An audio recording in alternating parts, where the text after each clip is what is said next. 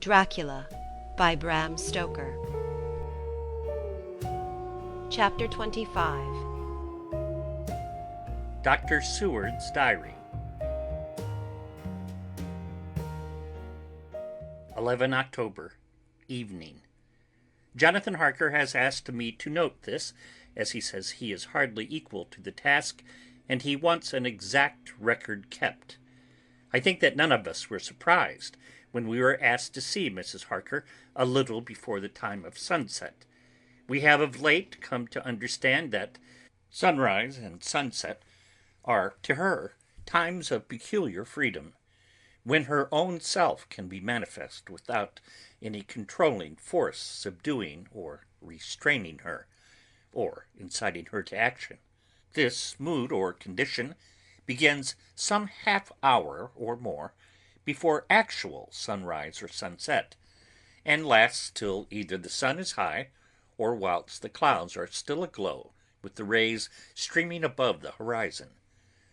At first there is a sort of negative condition, as if some tie were loosened, and then the absolute freedom quickly follows.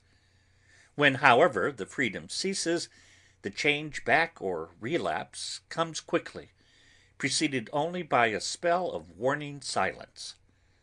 Tonight, when we met, she was somewhat constrained, and bore all the signs of an internal struggle.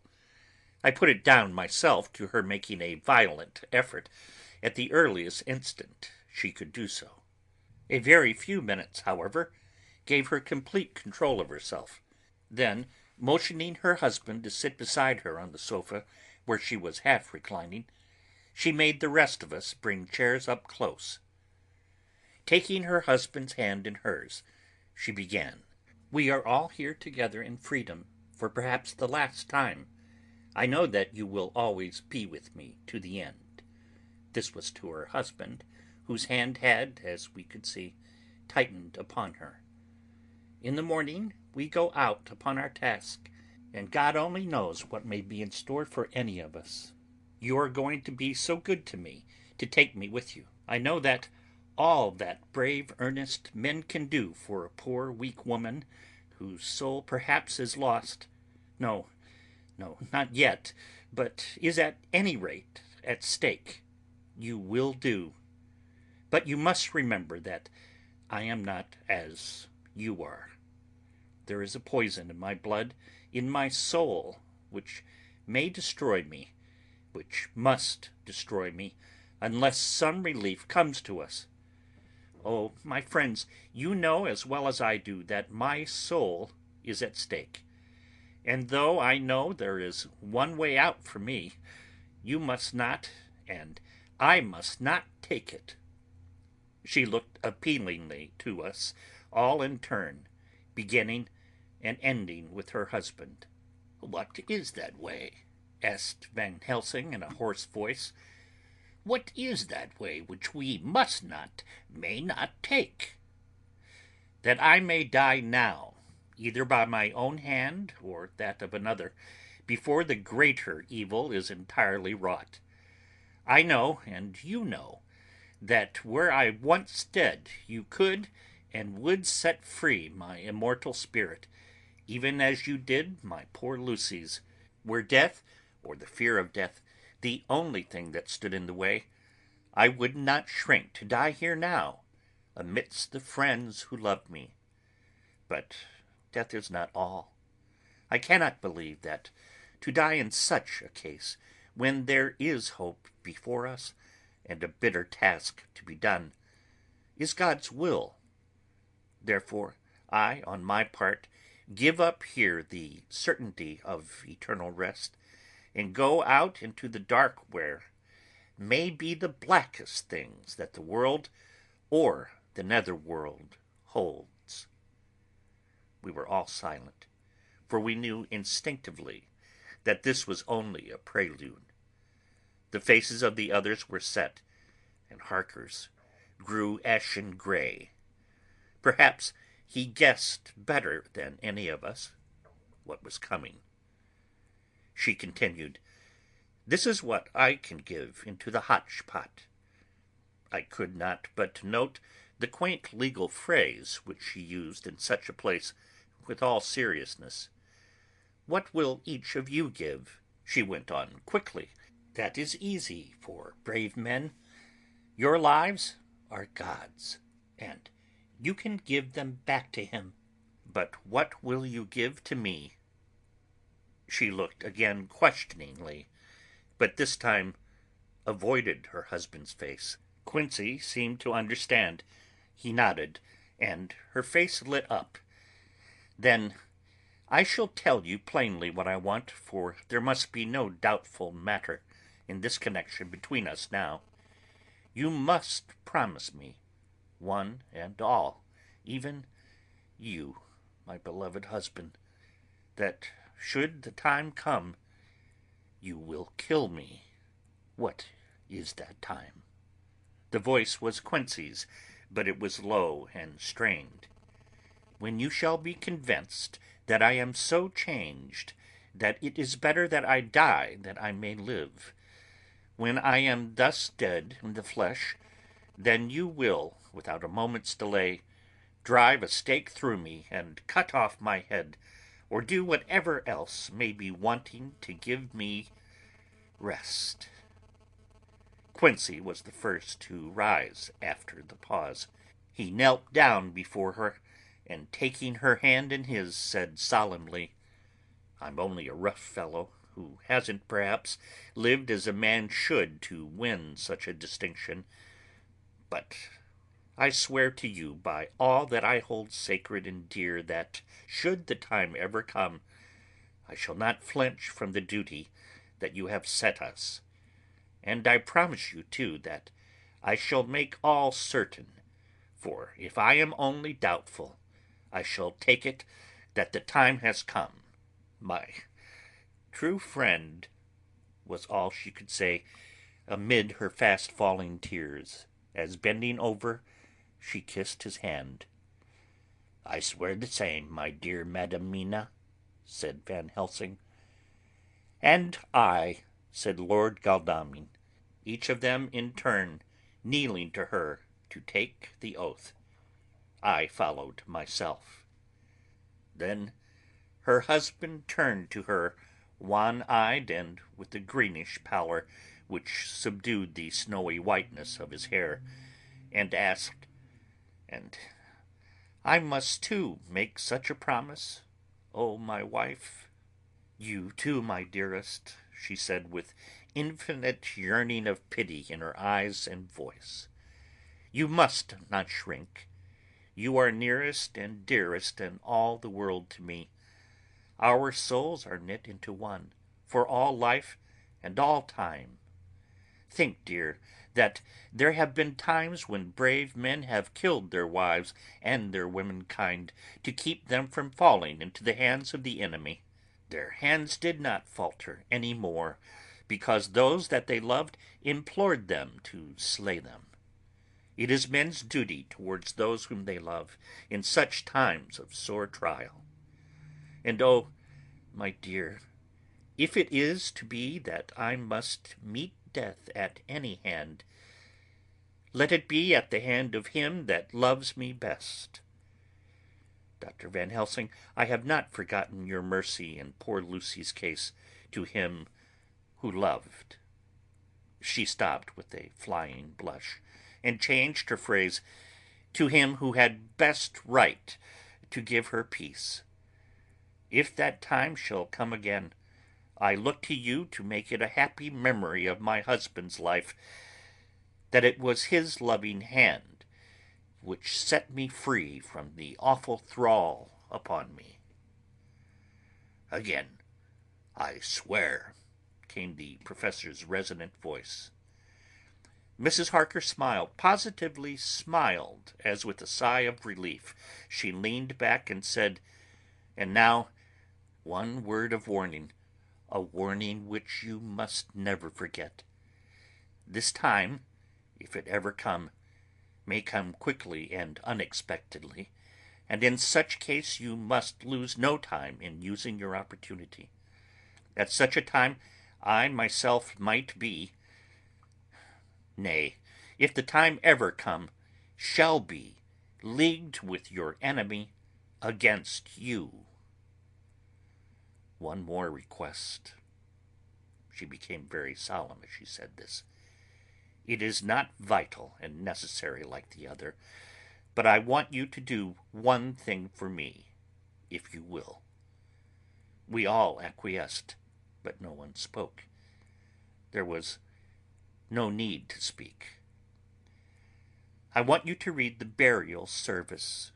She was interrupted by a deep groan from her husband.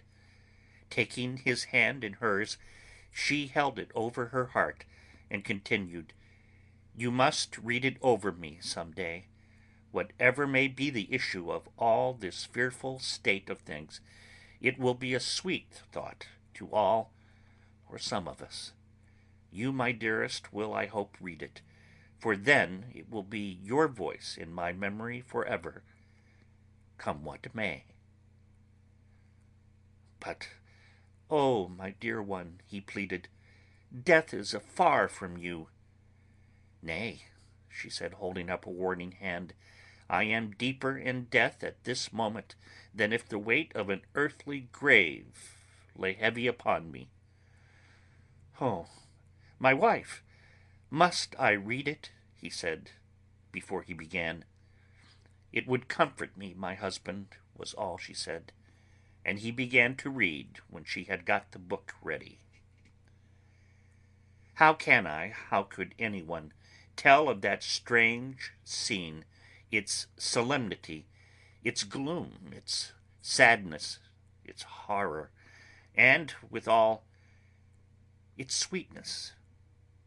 Even a skeptic, who can see nothing but a travesty of bitter truth in anything holy or emotional, would have been melted to the heart had he seen that little group of loving and devoted friends kneeling round that stricken and sorrowing lady, or heard the tender passion of her husband's voice, as in tones so broken and emotional that often he had to pause, he read the simple and beautiful service from the burial of the dead.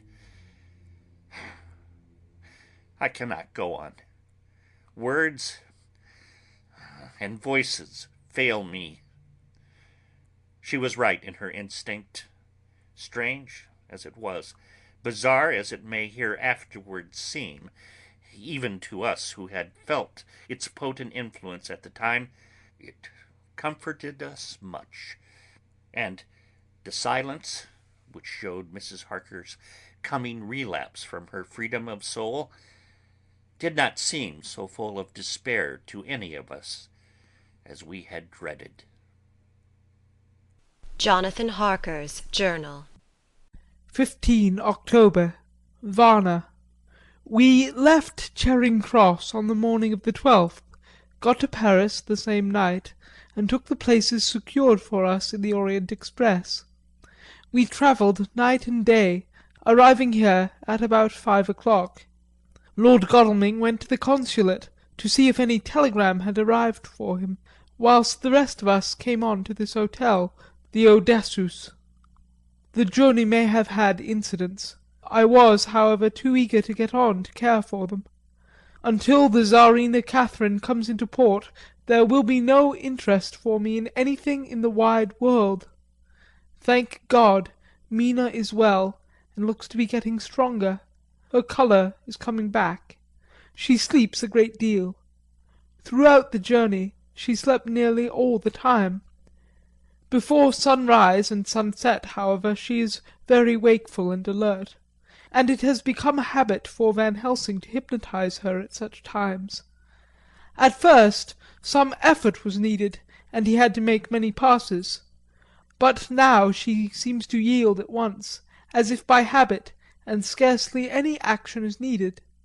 He seems to have power, at these particular moments, to simply will, and her thoughts obey him. He always asks her what she can see and hear. She answers to the first, "Nothing, all is dark," and to the second, "I can hear the waves lapping against the ship, and the water rushing by. Canvas and cordage strain and masts and yards creak. The wind is high. I can hear it in the shrouds, and the bow throws back the foam. It is evident that the Tsarina Catherine is still at sea, hastening on her way to Varna. Lord Godalming has just returned. He had 4 telegrams, one each day since we started, and all to the same effect, that the Tsarina Catherine had not been reported to Lloyd's from anywhere. He had arranged before leaving London that his agent should send him every day a telegram saying if the ship had been reported. He was to have a message even if she were not reported, so that he might be sure that there was a watch being kept at the other end of the wire. We had dinner and went to bed early. Tomorrow we are to see the Vice-Consul, and to arrange, if we can, about getting on board the ship as soon as she arrives. Van Helsing says that our chance will be to get on the boat between sunrise and sunset. The Count, even if he takes the form of a bat, cannot cross the running water of his own volition, and so cannot leave the ship. As he dare not change to man's form without suspicion, which he evidently wishes to avoid, he must remain in the box. If, then, we can come on board after sunrise, he is at our mercy, for we can open the box and make sure of him, as we did of poor Lucy, before he wakes. What mercy he shall get from us all will not count for much. We think that we shall not have much trouble with officials or the seamen. Thank God! This is the country where bribery can do anything, and we are well supplied with money. We have only to make sure that the ship cannot come into port between sunset and sunrise without our being warned, and we shall be safe. Judge Moneybag will settle this case, I think. 16 October. Mina's report still the same. Lapping waves and rushing water, darkness and favouring winds. We are evidently in good time, and when we hear of the Tsarina Catherine we shall be ready. As she must pass the Dardanelles, we are sure to have some report. 17 October. Everything is pretty well fixed now, I think, to welcome the Count on his return from his tour. Godalming told the shippers that he fancied that the box sent aboard might contain something stolen from a friend of his, and got a half consent that he might open it at his own risk. The owner gave him a paper telling the captain to give him every facility in doing whatever he chose on board the ship, and also a similar authorization to his agent at Varna. We have seen the agent, who was much impressed with Godalming's kindly manner to him, and we are all satisfied that whatever he can do to aid our wishes will be done. We have already arranged what to do in case we get the box open. If the Count is there, Van Helsing and Seward will cut off his head at once, and drive a stake through his heart. Morris and Godalming and I shall prevent interference, even if we have to use the arms which we shall have ready.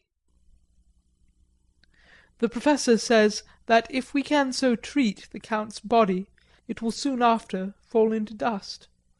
In such case there would be no evidence against us, in case any suspicion of murder were aroused. But even if it were not, we should stand or fall by our act, and perhaps some day this very script may be evidence to come between some of us and a rope. For myself, I should take the chance only too thankfully if it were to come. We mean to leave no stone unturned to carry out our intent. We have arranged with certain officials that the instant the Tsarina Catherine is seen, we are to be informed by a special messenger. 24 October. A whole week of waiting. Daily telegrams to Godalming, but only the same story. Not yet reported. Mina's morning and evening hypnotic answer is unvaried. Lapping waves, rushing water, and creaking masts. Telegram, October 24th, Rufus Smith, Lloyd's, London, to Lord Godalming, care of H.B.M. Vice-Consul, Varna. Czarina Catherine reported this morning from Dardanelles. Dr. Seward's Diary, 25 October. How I miss my phonograph. To write a diary with a pen is irksome to me, but Van Helsing says I must. We were all wild with excitement yesterday when Godalming got his telegram from Lloyd's. I know now how men feel in battle when the call to action is heard. Mrs. Harker alone of our party did not show any signs of emotion. After all, it is not strange that she did not, for we took special care not to let her know anything about it, and we all tried not to show any excitement when we were in her presence. In old days she would, I am sure, have noticed, no matter how we might have tried to conceal it. But in this way she is greatly changed during the past 3 weeks. The lethargy grows upon her, and though she seems strong and well, and is getting back some of her color, Van Helsing and I are not satisfied. We talk of her often. We have not, however, said a word to the others. It would break poor Harker's heart, certainly his nerve, if he knew that we had even a suspicion on the subject. Van Helsing examines, he tells me, her teeth very carefully whilst she is in the hypnotic condition, for he says that so long as they do not begin to sharpen, there is no active danger of a change in her. If this change should come, it would be necessary to take steps. We both know what those steps would have to be, though we do not mention our thoughts to each other. We should neither of us shrink from the task, awful though it be to contemplate. Euthanasia is an excellent and a comforting word. I am grateful to whoever invented it. It is only about 24 hours' sail from the Dardanelles to here, at the rate the Czarina Catherine has come from London. She should, therefore, arrive sometime in the morning, but as she cannot possibly get in before noon, we are all about to retire early. We shall get up at 1 o'clock, so as to be ready. 25 October, noon. No news yet of the ship's arrival.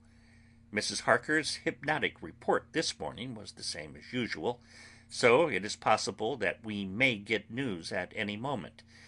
We men are all in a fever of excitement, except Harker, who is calm.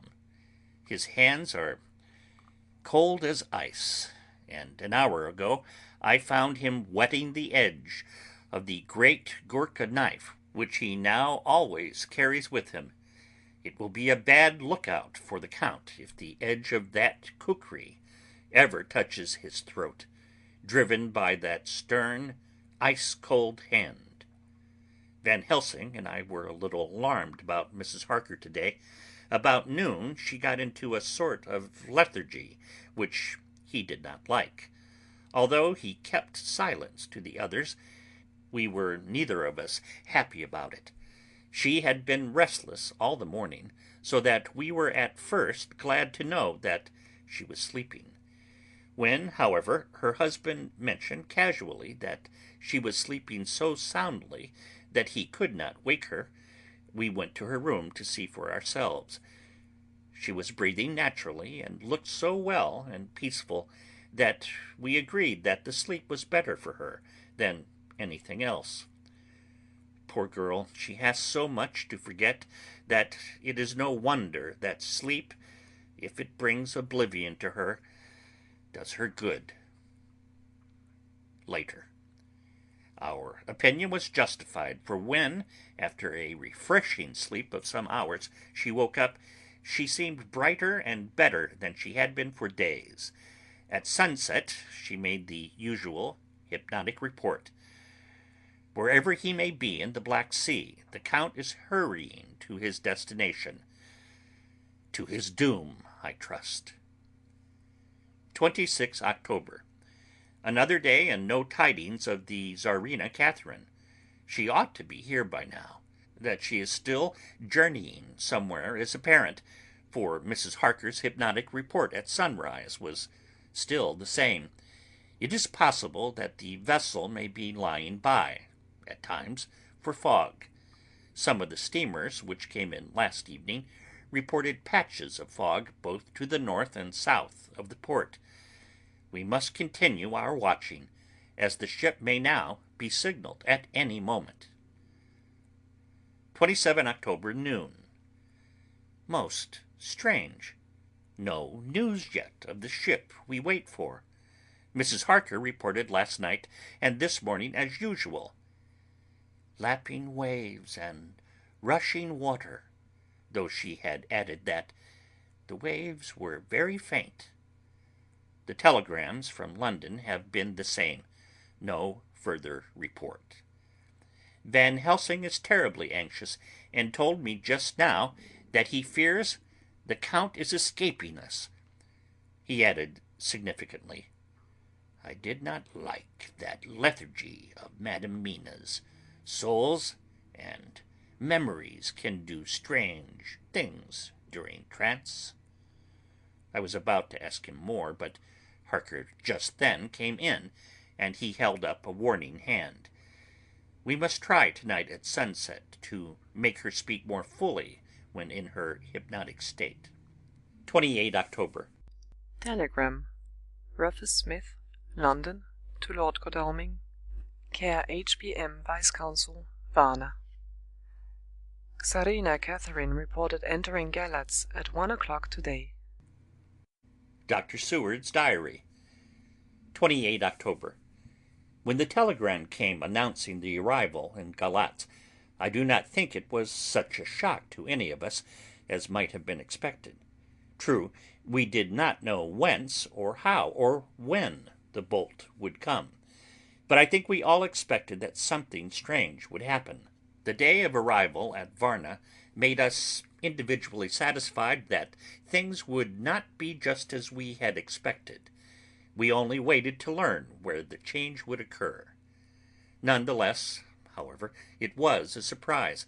I suppose that nature works on such a hopeful basis that we believe against ourselves that things will be set as they ought to be, not as we should know that they will be. Transcendentalism is a beacon to the angels, even if it be a will-o'-the-wisp to man. Van Helsing raised his hand over his head for a moment, as though in remonstrance with the Almighty. But he said not a word, and in a few seconds stood up with his face sternly set.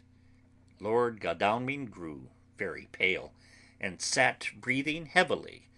I was myself half stunned, and looked in wonder at one after another. Quincey Morris tightened his belt with that quick movement which I knew so well. In our old wandering days, it meant action. Mrs. Harker grew ghastly white, so that the scar on her forehead seemed to burn, but she folded her hands meekly and looked up in prayer. Harker smiled, actually smiled, the dark, bitter smile of one who is without hope, but at the same time his action belied his words, for his hands instinctively sought the hilt of the great kukri knife, and rested there. "When does the next train start for Galatz?" said Van Helsing to us generally. "At 6:30 tomorrow morning." We all started, for the answer came from Mrs. Harker. "How on earth do you know?" said Art. "You forget, or perhaps you do not know, though Jonathan does, and so does Dr. Van Helsing, that I am a train fiend. At home in Exeter I always used to make up the timetables so as to be helpful to my husband. I found it so useful sometimes that I always make a study of the timetables now. I knew that if anything were to take us to Castle Dracula, we should go by Galatz, or at any rate through Bucharest, so I learned the times very carefully. Unhappily, there are not many to learn, as the only train tomorrow leaves, as I say." "Wonderful woman," murmured the professor. "Can't we get a special?" asked Lord Godalming. Van Helsing shook his head. "I fear not. This land is very different from yours or mine. Even if we did have a special, it would probably not arrive as soon as our regular train. Moreover, we have something to prepare. We must think. Now, let us organize. You, friend Arthur, go to the train and get the tickets and arrange that all be ready for us to go in the morning. Do you, friend Jonathan, go to the agent of the ship and get from him letters to the agent in Galatz, with authority to make a search of the ship, just as it was here. Quincy Morris, you see the vice-consul, and get his aid with his fellow in Galatz, and all he can do to make our way smooth, so that no times be lost when over the Danube. John will stay with Madam Mina and me, and we shall consult. For so, if time be long, you may be delayed, and it will not matter when the sun set, since I am here with Madam to make report." "And I," said Mrs. Harker brightly, and more like her old self than she had been for many a long day, "shall try to be of use in all ways, and I shall think and write for you as I used to. Something is shifting from me in some strange way, and I feel freer than I have been of late." The three younger men looked happier at the moment, as they seemed to realize the significance of her words, but Van Helsing and I, turning to each other, met each a grave and troubled glance. We said nothing at the time, however. When the three men had gone out to their tasks, Van Helsing asked Mrs. Harker to look up the copy of the diaries and find him the part of Harker's journal at the castle. She went away to get it. When the door was shut upon her, he said to me, "We mean the same. Speak out. Here is some change. It is a hope that makes me sick, for it may deceive us." "Quite so. Do you know why I asked her to get the manuscript?" "No," said I, "unless it was an opportunity of seeing me alone." "You are in part right, friend John, but only in part. I want to tell you something, and, oh, my friend, I'm taking a great terrible risk, but I believe it is right. In the moment when Madam Mina said those words that arrest both our understanding, an inspiration came to me. In the trance of 3 days ago, the Count sent her to his spirit to read her mind, or more like he took her to see him in his earth box in the ship with water rushing, just as it go free at rise and set of sun. He learned then that we are here, for she had more to tell in her open life, with eyes to see, ears to hear, than he, shut as he is in his coffin box. Now he make his most effort to escape us. At present he want her not. He is sure with his so great knowledge that she will come at his call, but he cut her off, take her, as he can do, out of his brain power, that so she come not to him. Ah, there I have hope that our man's brains, that have been of man so long, and that have not lost the grace of God, will come higher than his child brain, that lie in his tomb for centuries, that grow not yet to our stature, and that do not work selfish, and therefore small. Here comes Madam Mina. Not a word to her of her trance. She knows it not, and it would overwhelm her and make despair just when we want all her hope, all her courage, when Most we want all her great brain, that is trained like man's brain, but is of sweet woman, and have a special power which the Count give her, and which he may not take away altogether, though he think so. Hush, let me speak, and you shall learn. Oh, John, my friend, we are in awful straits. I fear, as I never feared before. We can only trust the good God. Silence. Here she comes. I thought that the professor was going to break down and have hysterics, just as he had when Lucy died, but with a great effort he controlled himself, and was at perfect nervous poise when Mrs. Harker tripped into the room, bright and happy looking, and, in the doing of work, seemingly forgetful of her misery. As she came in, she handed a number of sheets of typewriting to Van Helsing. He looked over them gravely, his face brightening up as he read. Then, holding the pages between his finger and thumb, he said, "Friend John, do you, with so much experience already, and you too, dear Madam Mina, that are young, here is a lesson. Do not fear ever to think. A half-thought has been buzzing often in my brain, but I fear to let him lose his wings.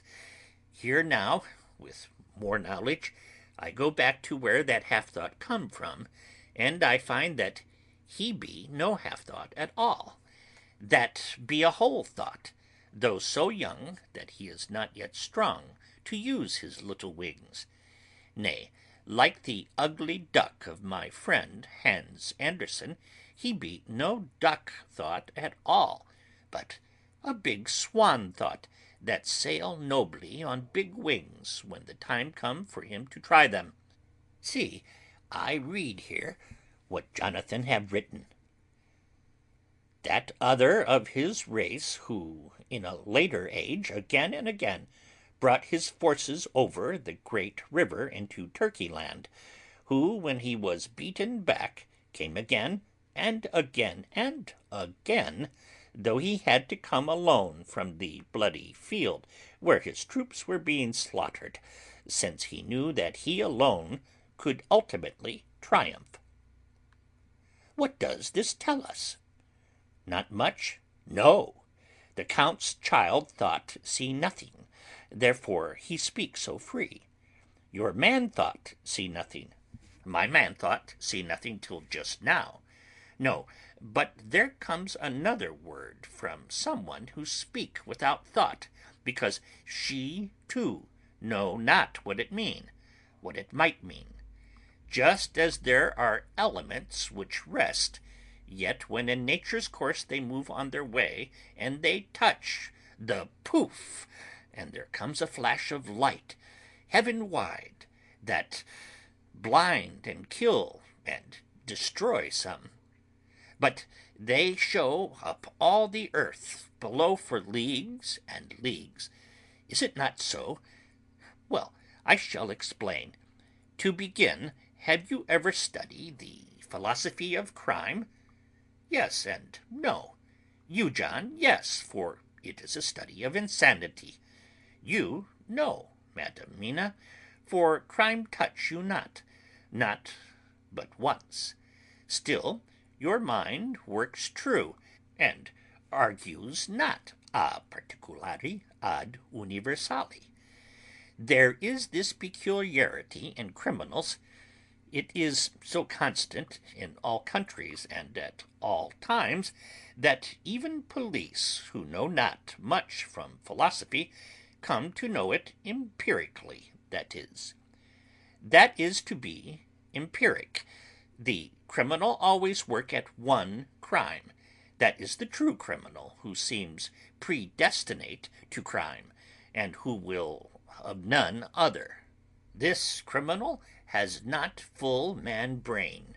He is clever and cunning and resourceful, but he be not of man's stature as to brain. He be of child brain in much. Now, this criminal of ours is predestinate to crime also. He too have child brain, and it is of the child to do what he have done. The little bird, the little fish, the little animal learn not by principle, but empirically. And when he learn to do, then there is to him the ground to start from to do more. Dos po sto, said Archimedes. Give me a fulcrum, and I shall move the world. To do once is the fulcrum whereby child brain become man brain, and until he have the purpose to do more, he continue to do the same thing, again every time, just as he have done before. Oh, my dear, I see that your eyes are opened, and that to you the lightning flash show all the leagues. For Mrs. Harker began to clap her hands, and her eyes sparkled. He went on. Now you shall speak. Tell us two dry men of science what you see with those so bright eyes. He took her hand and held it whilst he spoke. His finger and thumb closed on her pulse, as I thought instinctively and unconsciously, as she spoke. The Count is a criminal, and of criminal type. Nordau and Lombroso would so classify him, and qua criminal he is of an imperfectly formed mind. Thus in a difficulty he has to seek resource in habit. His past is a clue, and the one page of it that we know, and that from his own lips, tells that once before, when in what Mr. Morris would call a tight place, he went back to his country from the land he had tried to invade, and thence, without losing purpose, prepared himself for a new effort. He came again better equipped for his work, and won. So he came to London to invade a new land. He was beaten, and when all hope of success was lost, and his existence in danger, he fled back over the sea to his home, just as formerly he had fled back over the Danube from Turkeyland. Good, good, you oh so clever lady, said Van Helsing enthusiastically, as he stooped and kissed her hand. A moment later he said to me, as calmly as though he had been having a sick-room consultation, 72 only, and in all this excitement I have hope. Turning to her again, he said with keen expectation, "But go on, go on. There is more to tell, if you will. Be not afraid. John and I know. I do, in any case, and shall tell you if you are right. Speak without fear." "I will try to, but you will forgive me if I seem too egotistical." "Nay, fear not. You must be egotist, for it is of you that we think." "Then, as he is criminal, he is selfish, and as his intellect is small and his action is based on selfishness, he confines himself to one purpose. That purpose is remorseless. As he fled back over the Danube, leaving his forces to be cut to pieces, so now he is intent on being safe, careless of all. So his own selfishness frees my soul somewhat from the terrible power which he acquired over me on that dreadful night. I felt it. Oh, I felt it. Thank God for his great mercy. My soul is freer than it has been since that awful hour, and all that haunts me is a fear lest in some trance or dream he may have used my knowledge for his ends." The professor stood up. "He has so used your mind, and by it he has left us here in Varna, whilst the ship that carried him rushed through an enveloping fog up to Galatz, where, doubtless, he had made preparation for escaping from us. But his child mind only saw so far, and it may be that, as ever is in God's providence, the very thing that the evildoer most reckoned on for his selfish good turns out to be his chiefest harm. The hunter is taken in his own snare, as the great psalmist says, for now that he think he is free from every trace of us all, and that he has escaped us with so many hours to him, then his selfish child brain will whisper him to sleep. He think too that, as he cut himself off from knowing your mind, there can be no knowledge of him to you. There is where he fail.